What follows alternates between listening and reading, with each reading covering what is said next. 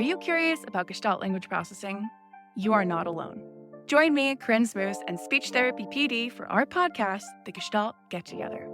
Our episodes try to balance the enthusiasm and excitement about GLP and its associated intervention ideas, as well as a healthy dose of skepticism about how to understand and integrate this paradigm shift into your career and the field at large. We hope that you can get together with us to learn more about Gestalts. Hi, Shart here. Like me, you obviously listen to podcasts. You're learning, and that's a good thing, but are you also earning ASHA CEUs as you listen? Newsflash! SpeechTherapyPD.com is offering a new discounted annual podcast subscription, and you need to take advantage of it. SpeechTherapyPD.com is the leader in speech-language pathology podcasts. They produce over 16 new podcasts with great topics, including ethics, every month. Listen to Speech Uncensored, First Bite, SLP Now, as well as the Speech Link. Here's what you do. Go to SpeechTherapyPD.com, access the podcast subscription, and at checkout, enter my special discount code to get a full $20 off. Instead of $79 per year, you pay just $59 and listen to as many as you want. Here's the code. Are you ready? SPEECH20. SPEECH20. That's it. Choose from over 175 hours of on-demand pod courses and get practical information and your CEUs. It's absolutely a no-brainer. Welcome to the Speech Link. I'm your host, Shart, and I invite you to listen and learn practical strategies from experienced experts to take your therapy to the next level. Maybe you've heard of other SLPs having a mentor, and you thought, oh, I could never do that. I'm just going to figure it out on my own. Or maybe you've heard of others being a mentor, and you came to the conclusion that you just don't know enough or you don't have the time. Those are valid concerns, but I suggest you look deeper. Being a mentor or a mentee is a win-win. As a mentee, you have help, support, and someone to brainstorm with. And as a mentor, you're passing the baton, so to speak. You're passing along your knowledge and experience that will certainly benefit another SLP, but will also expand your reach to their therapy kids as well. Oh yeah, this interview will open new doors and ideas for you. Grab your pen and paper. Here we go. Today, Dr. Regina Lemmon Bush is my guest. She holds a PhD and MS from the University of South Carolina, and currently she is a dean and full professor at West Coast University. Prior to that, she was an associate professor and program director at Columbia College, South Carolina, as well as South Carolina State University. Now, at Columbia College, she literally revamped all of the courses in the college's speech-language pathology program, including adding experiential and scenario-based learning, mock therapy sessions, which is very cool, service learning projects with a variety of newly established community partners, and student-mentored research. Her students have presented research at state and national conventions over the past 10 years. Personally, her research interests are language and literacy, health literacy, and cultural competence. And as you would imagine, with her focus on practicality, she has worked as a speech-language pathologist, including in her own private practice, Lemmon Speech and Language Services, in the schools, and at the Regional Medical Center in Orangeburg, South Carolina. In her spare time, she's been a past president of the South Carolina Speech-Language Hearing Association and an advisory council member of the American Speech-Language Hearing Association, ASHA. She is best known as a builder. She has built programs, resources, and people who have positively impacted others' lives. She was acknowledged for her work as the 2019 recipient of the South Carolina Independent Colleges and Universities Excellence in Teaching Award. And she says, quotes, "I strive to always make time for loved ones and to pay it forward in life." And that sentiment totally fits with our topic today. I'm so honored to speak with you, Regina. Welcome to the Speech Link. Thank you, Shar. I am so excited to be joining you with the speech link today and to have a chance to speak to all of the individuals out there and just share information uh, and learn more as well as be able to impart knowledge. Yes. And I actually got to meet you at the ASHA convention this year. And I was just so impressed with you as a person, but also your vast knowledge. So, yes, I too am just thrilled that you're here. Now, we are talking about the speech language pathologist, the SLP, that works in the schools today, right? Correct. We are. Today, our topic will be talking about how to mentor emerging professionals and to provide them with support and encouragement so that we can retain speech language pathologists in the school setting. Ooh, yeah. Now, I worked for several years as a school SLP in Southern California, as well as here in Georgia. And I've done many seminars throughout the country, and I've personally spoken with school SLPs. And I can definitely state there is a shortage of school SLPs. And a few reasons come to mind. But let's lay our base with this simple question: why? There are numerous reasons that there's a shortage of speech language pathologists in the schools. One of the ones that rise to the forefront is the fact that there is a differential in pay between school based settings and perhaps private practices, clinics, or some of the other settings. But one thing that I like to point out to a lot of emerging professionals that schools bring to the table is that you're working 9 months out of the year. So Right. sometimes you need to rethink about the difference in pay, because if you were to add on those extra 3 months of pay, should you if you were to work year round, if schools were year round, then the pay would closer approximate some of the other settings. Hmm. uh, and then another reason that there is a shortage of speech language pathologists is that in rural settings, a lot of times there really are not professionals who desire to live in a smaller town.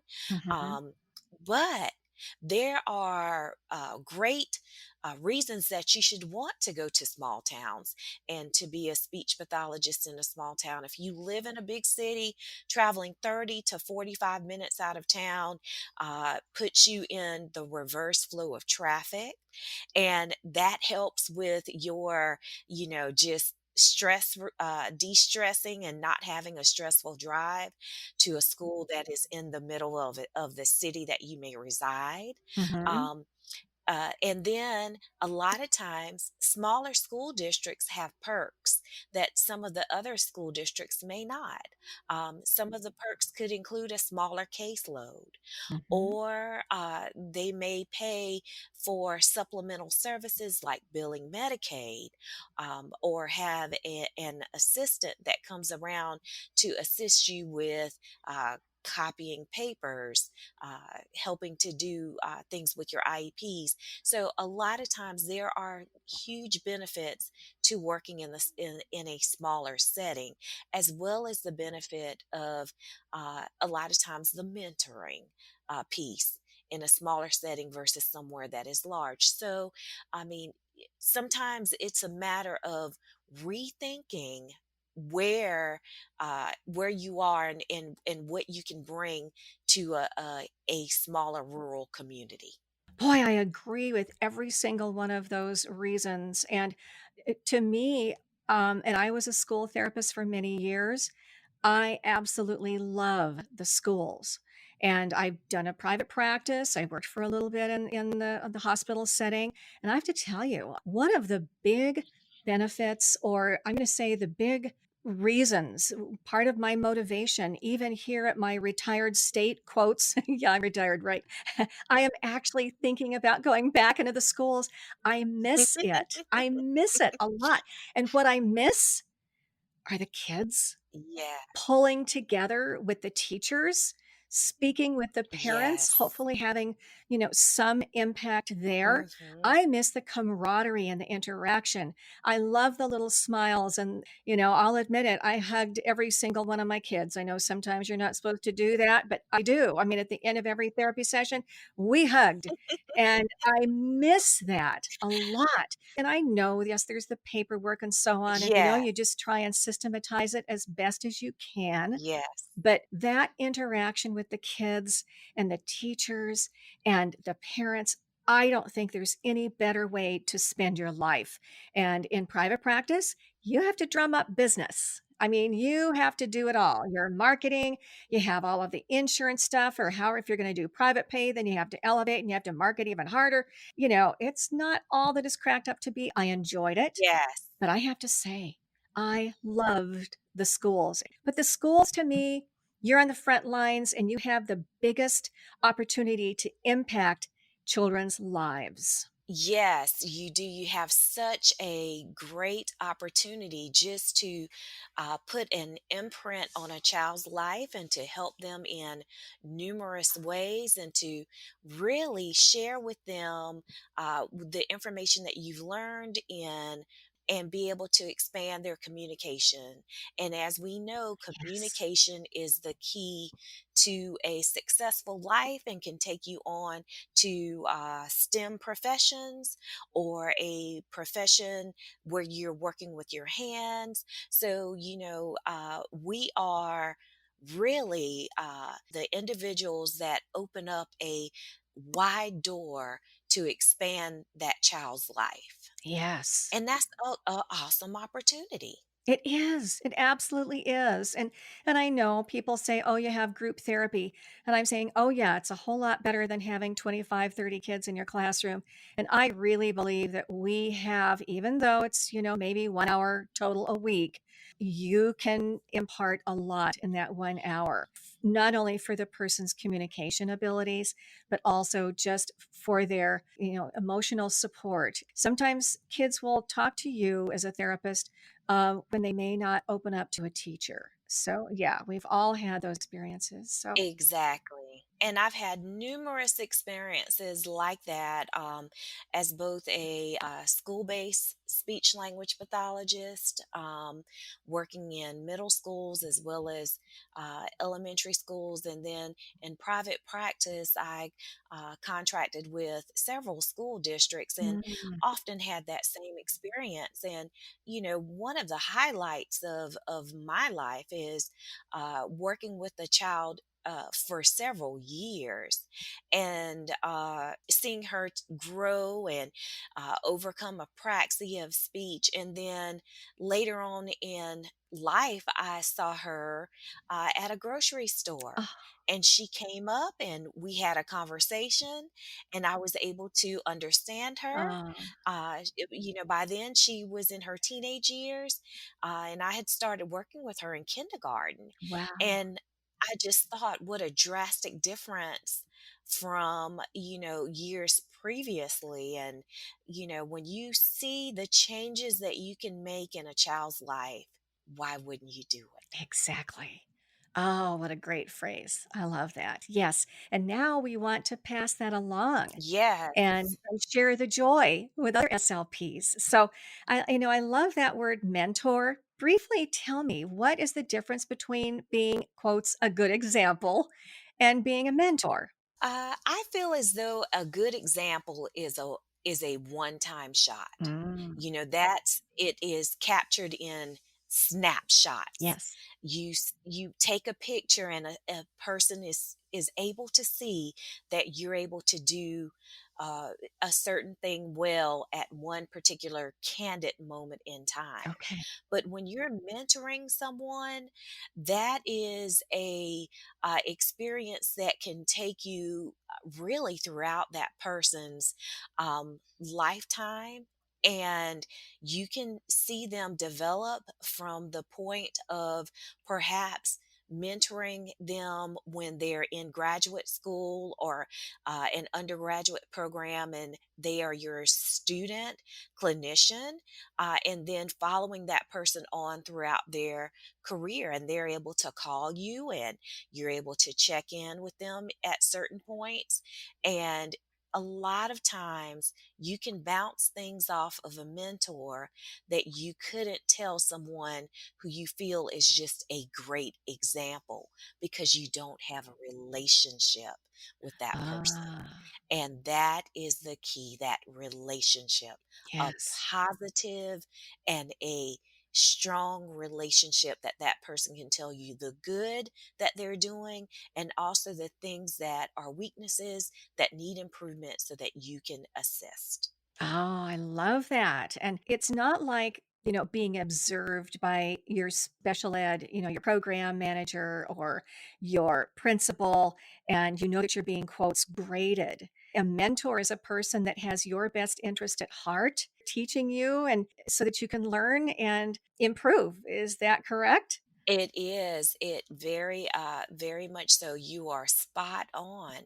And in order to overcome that stigma of feeling graded or improving, a lot of times, if us as the us as the mentors are able to acquire skills such as learning techniques and learning about learning styles that individuals have who are new speech language pathologists in the profession, and learning Oh, how to collaborate and have great interprofessional um, interpersonal communication skills with them, and even the concept of intergenerational mentoring comes into play because as you're are in a different age range or category when you're mentoring a person, lots of times there can be miscommunication,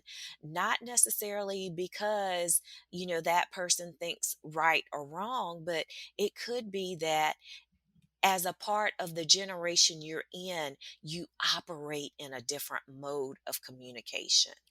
And oh, that's always something that is important to understand.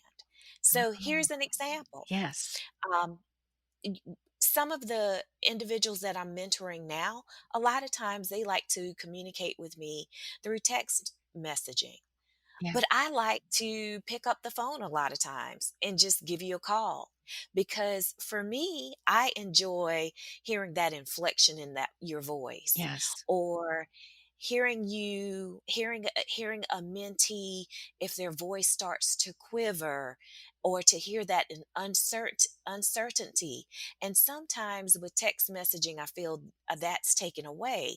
But I've learned uh to go with the flow, to accept the text messages. And if I'm absolutely unclear about something, or if I'm unsure, to follow up with another text message or, hey, can I call you for a 5-minute chat when you're available? yes, Let me know what time. yes. So then that way it's the give and the take. I'm accepting the text messages, but when I'm not sure what's going on with that person, if I'm reading their tone through the text message correct or not, to, pick up the phone so I can speak with them. Oh boy, that happens.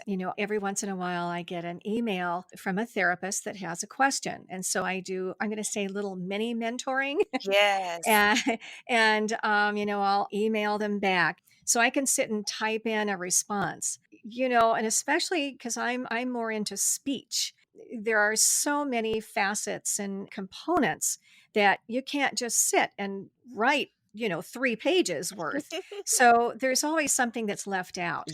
And Yeah. so it ends up going back and forth and back and forth and back and forth. And then finally I will say, would you mind if we just talked on the phone about this? Hmm. But yeah, so I do try and honor that initial email. Okay, at least open the door. And then hopefully they too see that, true clarity comes from that time of verbally interacting because Yes. I need to know what they're getting and what they're not so that I can clarify it. Exactly. And just provide them with maybe the skills or the support they need if they do not have the knowledge in that specific area. And that's one thing, another thing that I would like to talk about in terms of just meeting with your mentees that work in schools. Sometimes it's great to go to their therapy room, but in some situations, a therapy room may be shared with a another professional. So sometimes some of the sensitive conversations that you may want to have, may not be appropriate for that particular space. That's where a lot of times a cup of coffee after school at a coffee shop comes in Hmm. wonderful. It's a time to de stress and pull away from the situation. You're in another environment, and perhaps that mentee will have the opportunity to speak with you a little more candidly about things that are occurring without having all of the ears around and the pressure of being in the environment. So, that's always something that works really well for me. Good point. Yes, both of you feel more open to sharing. Exactly. Let's say I've just graduated, I have my master's and I'm heading into the schools.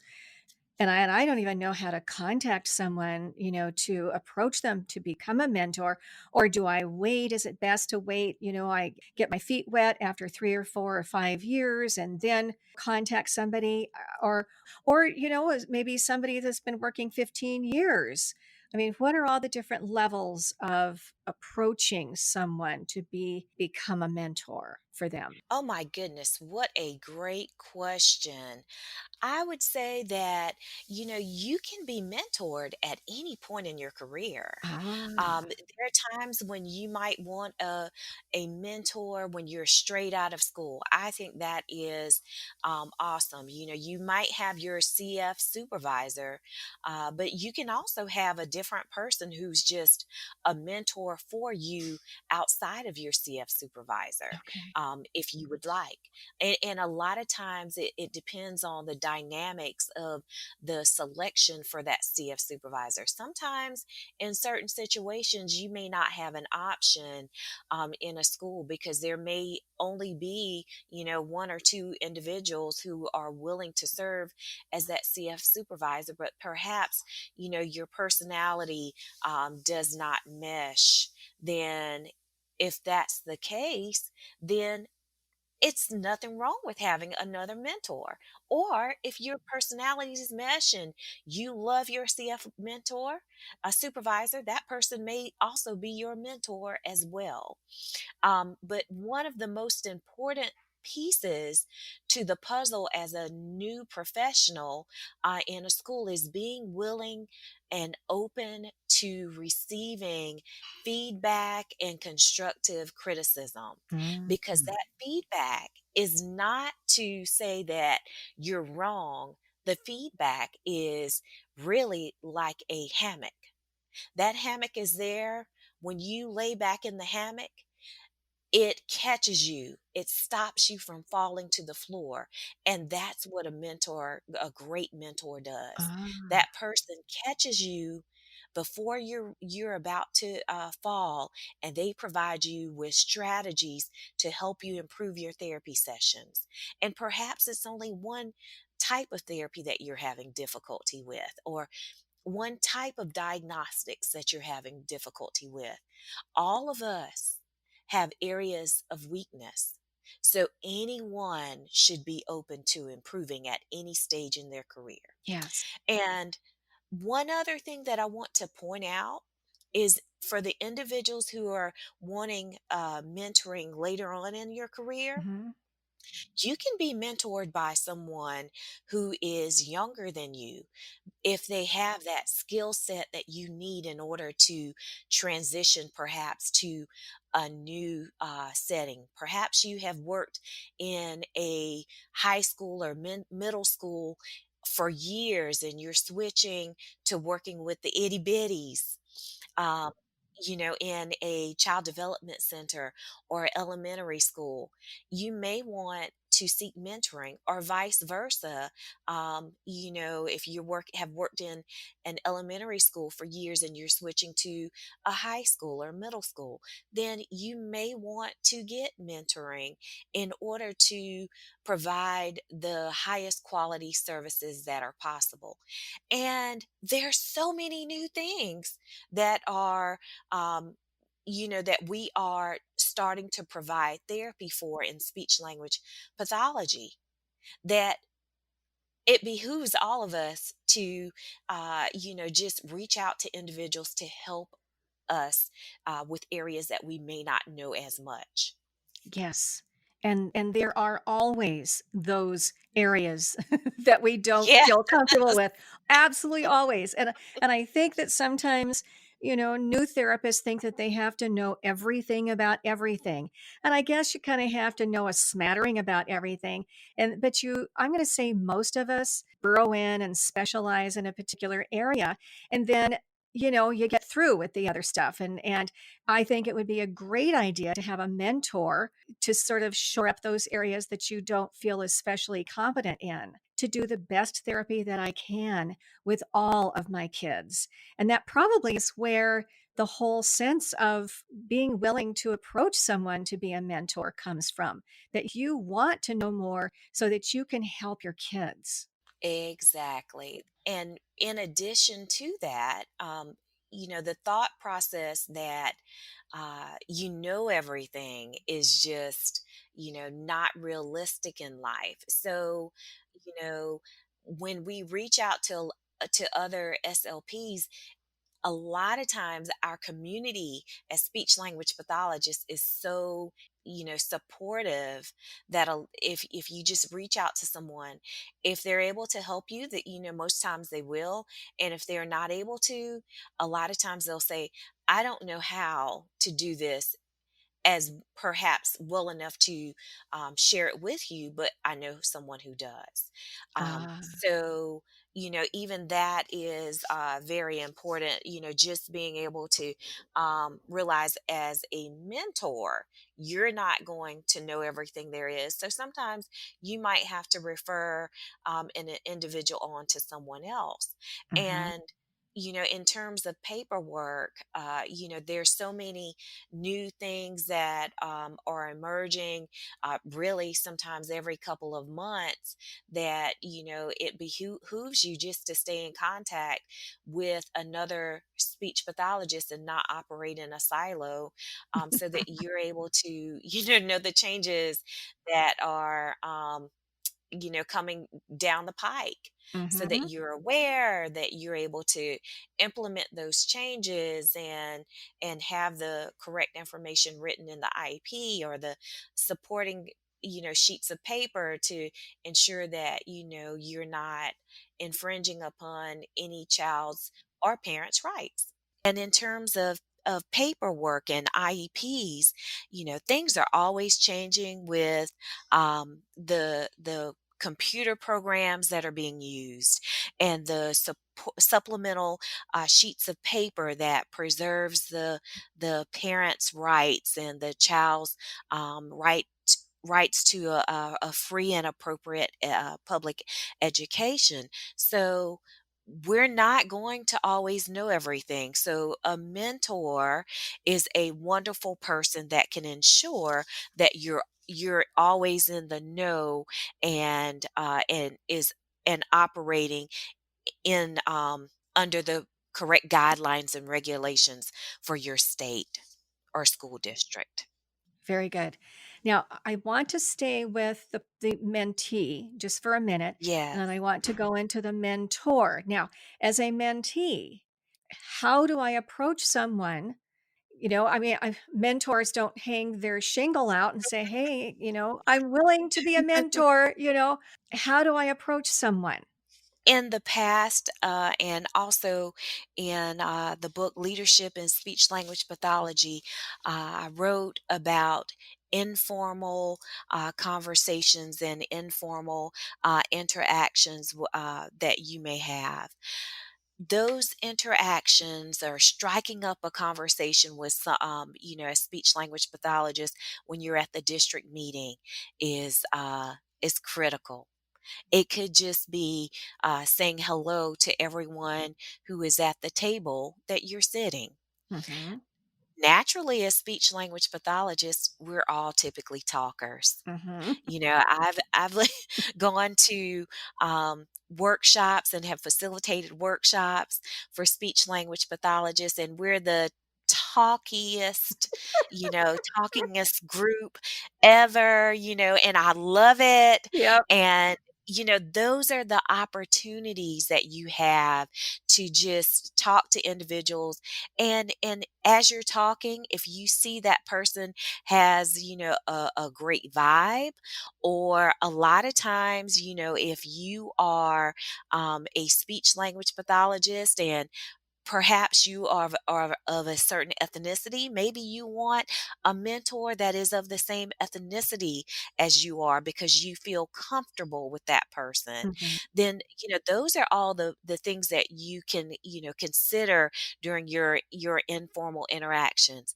And another place that I love to get a mentor is at state association meetings and Mm. also at ASHA. I don't know how many times over the years I've met people at conventions and just struck up a conversation with someone as I'm walking through the convention hall or when I'm sitting in a session and that person beside me says, "Oh, I've experienced what that presenter's talking about." And I'm like, "But I haven't, I don't know anything about this." And I'll strike up a conversation with that person afterwards, share my business card with that individual and hope that they'll share theirs with me and ask them, is it okay for me to email or call you when I return home? And lots of times that has led to wonderful mentoring and coaching relationships that have lasted for years. Wow. In fact, that's how I met you. Yeah, yeah, it is. Actually, funny. A conversation in the That's convention right. hall. It works. Yes, it It does. works. It See, you're works. going outside the box here. I was thinking, oh, another therapist in the school district, or maybe even, my box is maybe another school district nearby. But we're talking email and, obviously you have FaceTime and you've got all these ways that you can communicate. The person, doesn't have to be sitting there next to you. You can meet them, like I said, in that district meeting, but there are all sorts of ways that you can meet individuals. And frankly, my very first mentor in the school was Felicia Lawrence, and she was only maybe a year. Older than I, and but she provided a wealth of information. In my first day at the school setting up my classroom, she came in and here's what you need to do. And I had my ideas and I put my ideas in place, and I heard her ideas and I used some of her ideas. And then we have had something that I refer to as pulse checks. Hmm. At different points throughout the year, she would contact me or I would contact her, and it was just a check-in. "Are you still alive?" A pulse check, like PULS. Yeah, Okay. You're PULSE. "Are you still alive? What can I do to help you? Can I come over to your school?" And there were times with her that she would call and say, "I'm totally overwhelmed." And 20 years ago, when we first started in this profession, you had to screen all of the kids in kindergarten and first Mhm. grade. And Yep, yep, remember. and that would go on for Mhm. weeks, and I would go over to her school and help her screen, and she would come back to mine and help me screen, and Aw, we got it done in a snap. So, yes. there are all sorts of ways that you establish a mentoring and coaching relationships, and she and I are still friends. And ironically, I recruited her to work at South Carolina State, and I was her mentor the first year she No. worked at South Carolina State. So Aw, everything in life a lot of times is cyclical.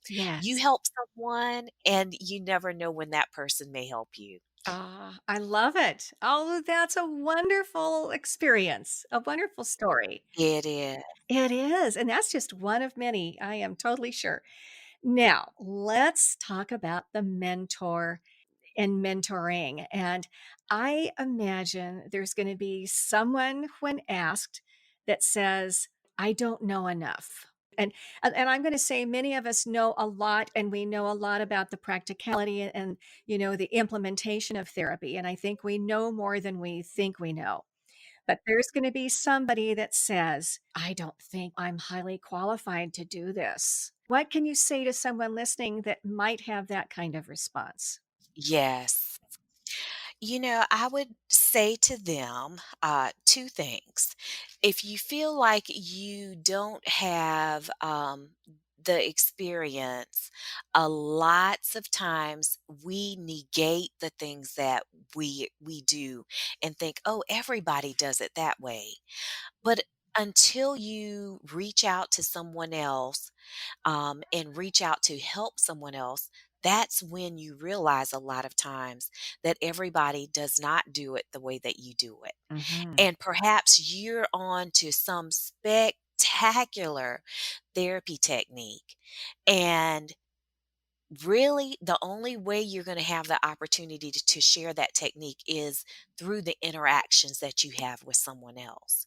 So give it a try. Step out there on faith, and you will be surprised the impact that you can have on another professional. And I truly believe if more new professionals were mentored in a caring and loving manner, then we would have more individuals who would stay in the schools, who would overlook some of the issues with the time with the paperwork, because grow to really love what they do, and then they embrace the techniques that they're bringing, therapy techniques that they're bringing to children in their schools. And you know, if you recruit good people into your school district, when you mentor and coach them, you are enabling them to develop leadership skills that will then help the next person. And in that regard, you're Wow. part of a chain that's helping our entire profession. Yes. Oh, that is so true. That's the pay it forward that you were talking about in the introduction, huh? It is. That is the pay it forward. And when you're paying it forward, I think one of the skills that is so important to learn as a mentor is, I would say, go and look up the concept of emotional intelligence. And with emotional intelligence, a lot of times, it is, the understanding that individuals bring different things to their because of their life experiences. And some characteristics of emotional intelligence include, self-awareness, self-regulation, or the ability to control yourself in an emotional situations. And we know sometimes IEP meetings can be highly emotional. So it's important to be able to teach those techniques to the next generation of speech language pathologists. Emotional intelligence include motivation and empathy, and social skills that will help to move a relationship forward with children and being able to understand them. Um, And with that emotional intelligence, it's also the thought process as a mentor of knowing when I've told this person too much about how to correct the situation and when to back off some and say, you know what, I'm going to share this piece of, this piece of the puzzle with you, or only a few strategies to help um, a child. And then maybe if the person gets overwhelmed really quickly, then you come back another time and share a few more strategies in a couple of days. And so then in that manner, that mentee is learning incrementally to provide therapy in the areas that he or she has weaknesses. And so in that regard, you're keeping in mind that not everyone learns the same. Yes. Not everyone acquires new information at the same rate or at the rate that you acquire it. And so as a result, you're considering how that person learns and you're tailoring it to them, just like you would one of the children that are in your, on your caseload. Right. You tailor things to them in that same manner. You're using your emotional intelligence a lot of times without even thinking about it. When you're providing therapy, you can use those same strategies as you're mentoring others. Oh, I'm writing that down. Emotional intelligences. So just Google that. Yes. Is that information in your book? And you know what? I don't even have that. Leadership and speech pathology, did you say? Yes, it's leadership in speech language pathology. The author is Linda Carosa. She's actually one of my mentors. And funny story with this book, it's one of the first leadership textbooks in speech language pathology. But I met Linda at a conference, and she and I struck up a conversation. We remained in contact. We were both developing master's programs at that same time, and we were walking in the same path. And when she decided to write this book, she asked me to do a chapter, Hmm. and so I agreed to do a chapter on mentoring emerging leaders, because that's what I've done, my entire career. Hmm. But at the same time, I decided that I had this awesome kick butt student um, named Katie Yeah. LaForce, and Katie was an undergrad, and she became a graduate. Excuse me, she became a research assistant for Linda on her book. Oh. So she was just supposed to be researching information, and before we knew it, Katie had written a chapter. Oh. So she's got a chapter in the book. So one of my mentees Oh, I love it. has also written a chapter in this book. Oh, So, there are so many opportunities that you can share with others and just kind of pass it along and pay it forward. yes. It really helps. It works. Yes, I love it. I love what you were saying as far as the style and really focusing on how you share information with your mentee. Oh, wow, that is so important because most of us have information, technique, whatever, but it's how we share it. By way of an example, I've done a lot of seminars through BER, through the Bureau of Education and Research. Yes. And every year, my director would come out and observe me doing a seminar. Well, Frank would sit in the back with his big yellow pad and he would write, I mean, like pages of information. And Yes. I'm always concerned, well, what am I doing? Am I doing something right, something wrong? Mhm. Well, I would find out. We would go out to dinner. He would treat you to salmon and wine, and we would sit there and chat. He always, without fail, would start with the positive things that I did throughout the day. And then he would turn to the things that I needed help with. Always very constructive, always very helpful. I took notes, and I feel like I'm a better presenter because of Frank. When we would leave dinner, I was walking on a cloud.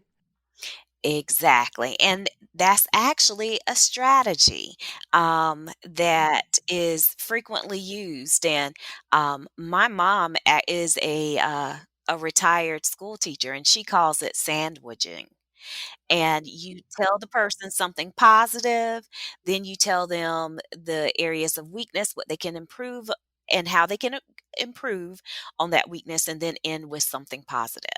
And that is just your story just really emphasizes that sandwiching works and that it is an effective strategy for coaching and mentoring individuals to success. It really works. Yes. Do you have another one or two for us? Just in case some of us are fortunate enough to be a mentor? Okay, so in terms of school-based therapy, I would say, one of the really important things to share is your strategy for uh, documentation. I have seen a lot of speech pathologists who have a speech book, and all of the books look a little different, but within that book, you might have a section for each group and the name of the children in the group, the name of the teacher, the IEP goals for each child on the left side of the page, and then a sheet with numerous days worth of documentation. That is a system that works and is very effective. I have tried different ways of having materials prepared for groups of children. One of the things that I've done is use the super duper Arctic book or I love the No Glamour books, but I would have pages prepared, and if I was in a school district where I couldn't photocopy a lot, then I would put the goals up on the board for the different groups, and then I would use the board instead of using worksheets. And so a lot of those strategies are things that are just really simple, fast, quick, and easy to do. And especially when you're, preparing in advance, if you have all of the sheets for that particular group all together. Another thing that I like to do is I love literacy based language therapy. And because, you can target not just language, but you can target artic. And if you use the same book for, um, a week or 2 weeks, then you can do many different things with the same book. And then that kind of systematizes things. And the kids get into a pattern where they know one therapy session, you may read the book and you may ask some comprehension questions. The next time they may do an activity that's based around that book because it's only 30 minutes at a time. Those 30-minute sessions roll around so fast.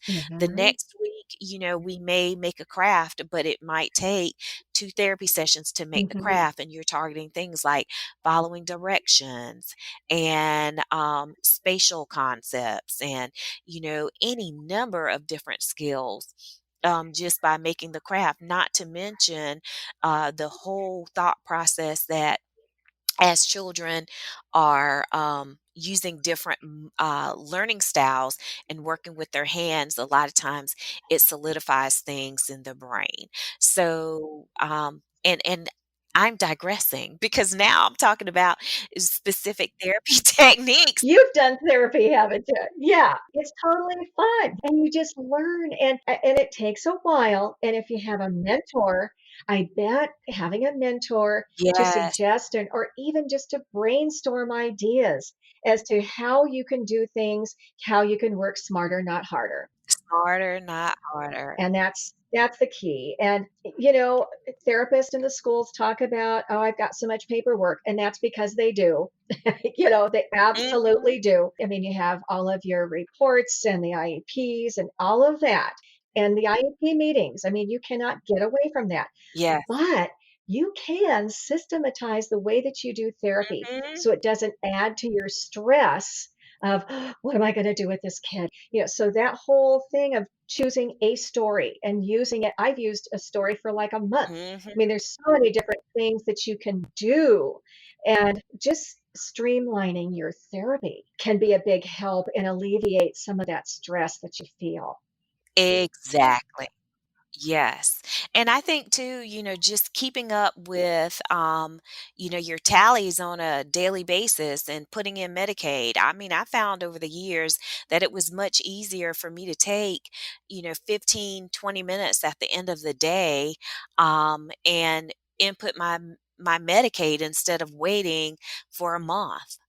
So if you do things incrementally, it helps. And, putting dates on calendars, that helps as well, especially, if you have a laptop that your school provides you, putting in the dates that, hey, I have to have this evaluation done at this date. I need to send out the letter to the parent on this date, and just kind of systematizing things so that you make sure you're meeting all um, the specific requirements with the paperwork. That helps as well. Yes, exactly. And I did this in Georgia. I mean, I was in a wonderful school district here in Georgia. And I figured out that if I actually left, and I think it was like somewhere around a half hour, 45 minutes right before lunch, okay, that that gave me time to bring in a kid and test the child or to write an IEP meeting or to catch up on whatever it is that I need to do or to go out and see a parent because I hate to cancel therapy, but sometimes I would have to. Yes. But I found that building in that extra time every day was better for me than, say, putting it on Friday afternoon. Mhm. I kept up better, but it gave me a little flex time every day. Yes. At any rate, yes. Oh, Regina, it has been so much fun talking with you about this. This is a fascinating subject and it's such a beneficial one. And it really is something that we all need to think about. I mean, we kind of get focused on our own little world Yes. of what we're doing and we kind of forget to share it with other people. And that is just such a critically important piece in our profession. It is, and, I would say that each of us have greatness inside, but you'll never know how great you are sometimes until you share. Ah, I love that. Well, with that, I'd like to conclude, but how can we get in touch with you? Share the name of your book again.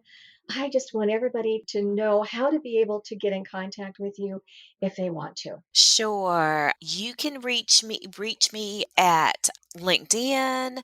My email address is rbush, Bush, at westcoastuniversity.edu. The name of the book is Leadership in Speech Language Pathology by Linda Carosa, and Plural Publishing publishes this book. Perfect.